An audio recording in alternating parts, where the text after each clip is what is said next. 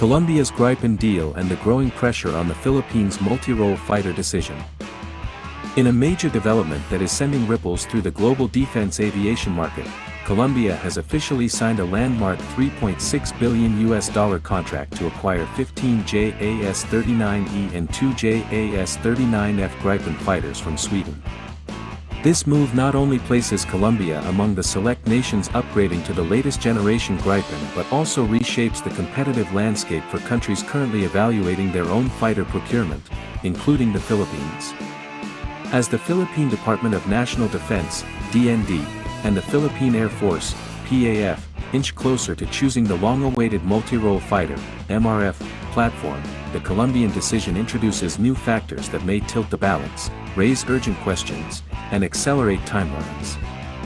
Colombia's contract includes not only the aircraft themselves but also initial logistics support, ILS, advanced training packages, infrastructure development, and a munitions bundle.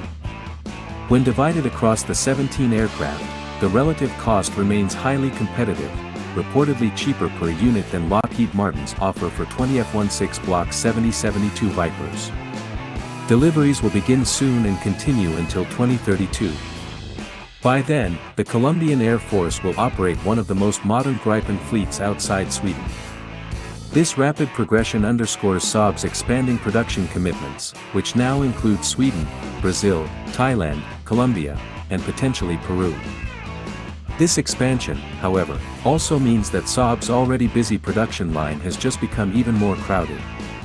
And for countries like the Philippines, whose MRF project has been stalled, reset, and delayed for years, every newly signed contract elsewhere reduces the likelihood of an early delivery slot.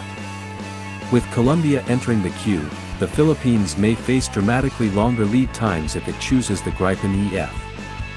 This raises a crucial strategic question: is the Philippines willing to wait nearly a decade for deliveries, or is it now time to consider a fighter option that can be produced and delivered sooner? The Philippines fighter dilemma, a race against time. The Philippines has long expressed interest in Saab's JAS-39 Gripen, often citing its affordability, low operational cost, strong radar and electronic warfare suite, and proven performance in countries with similar budget realities. Sweden and the Philippines have been engaged in deeper government-to-government talks than with any other proponent, and for a time this made the Gripen appear to be the frontrunner.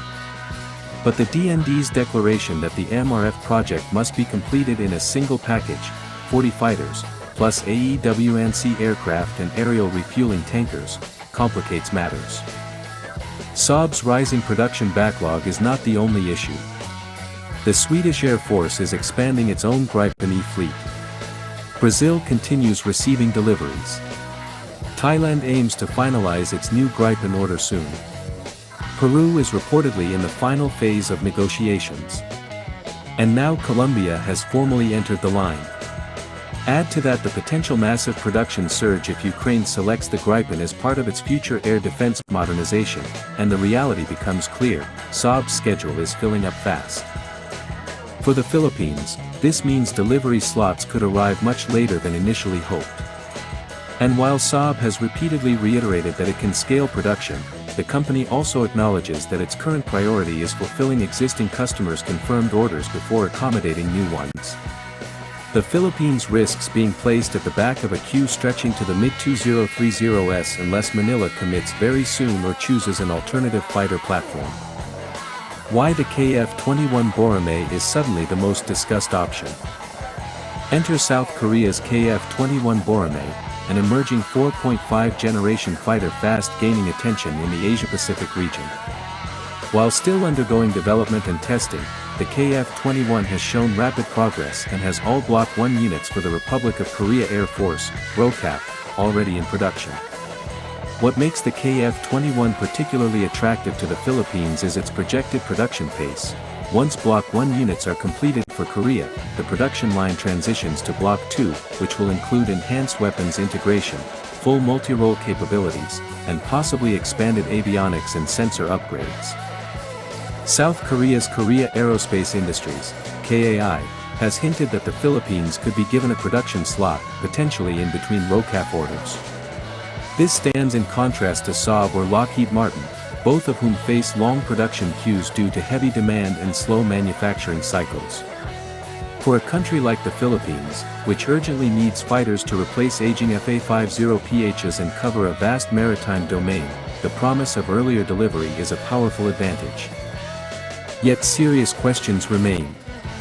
The KF-21 Block II is still under development. While flight tests have been promising, the fighter is not yet in full operational service. Choosing a platform that has not reached maturity brings risks, developmental delays, cost escalations, and uncertainties about long-term upgrades. But the Philippines has historically partnered closely with the Korean defense industry, from Fa-50PH jets to naval vessels, and this established trust may reduce concerns compared to buying from unfamiliar suppliers.